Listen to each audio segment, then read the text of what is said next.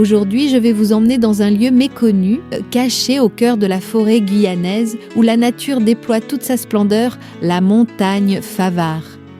Située dans l'est de la Guyane, à quelques kilomètres de la commune de Regina, cette montagne est l'un des joyaux les plus préservés du territoire. Entre paysages spectaculaires, biodiversité exceptionnelle et traces d'un passé oublié, la montagne Favart incarne la puissance et la beauté sauvage de la Guyane. La montagne Favart est un Inselberg, une formation rocheuse qui émerge de la forêt tropicale comme un îlot perdu dans un océan de verdure. Avec son sommet culminant à environ 600 mètres d'altitude, elle offre un panorama à couper le souffle sur l'infinité de la canopée amazonienne. Mais avant d'atteindre ce sommet, il faut s'y aventurer et le voyage est une véritable épreuve pour les plus téméraires. L'accès à la montagne Favart se mérite. Il faut d'abord emprunter la route nationale 2 jusqu'à Regina, dernier village avant l'immensité forestière. De là, un trajet en pirogue permet de remonter le fleuve Aprouag, serpentant entre des rives couvertes de mangroves et de palétuviers. Une fois débarqué, la véritable aventure commence. Une ascension à travers une forêt dense, où l'humidité est omniprésente et où la végétation semble refermer ses bras sur le sentier. Chaque pas est accompagné par le cri des singes hurleurs, le bruissement furtif d'un agouti dans les feuilles mortes ou le vol furtif d'un ara écarlate. À mesure que l'on monte, la végétation évolue. La forêt tropicale humide cède progressivement la place à une végétation plus basse, adaptée aux conditions plus arides des hauteurs rocheuses. Les troncs des arbres sont recouverts de mousses et d'orchidées, et des plantes rares, endémiques des Inselbergs guyanais, s'accrochent aux falaises abruptes.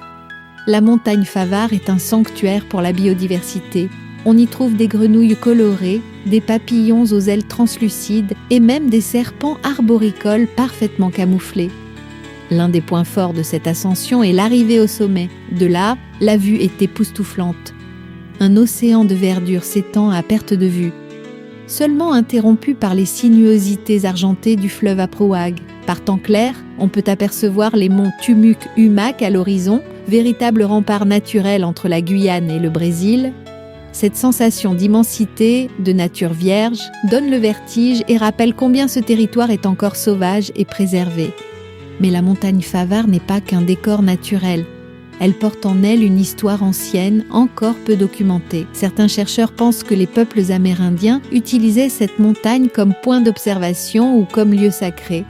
Des pétroglyphes auraient été repérés dans certaines zones rocheuses, bien que leur origine reste incertaine. Les Wayampi et les Palicures racontent aussi que la montagne serait habitée par des esprits protecteurs, veillant sur la forêt et les rivières en contrebas. Aujourd'hui, peu de personnes s'aventurent jusqu'à la montagne Favart. Seuls quelques scientifiques, randonneurs expérimentés et habitants locaux osent défier la densité de la jungle pour atteindre son sommet. Son isolement la protège des activités humaines destructrices, mais des projets de conservation sont en cours pour éviter qu'elle ne subisse le sort d'autres espaces naturels menacés par l'orpaillage ou la déforestation.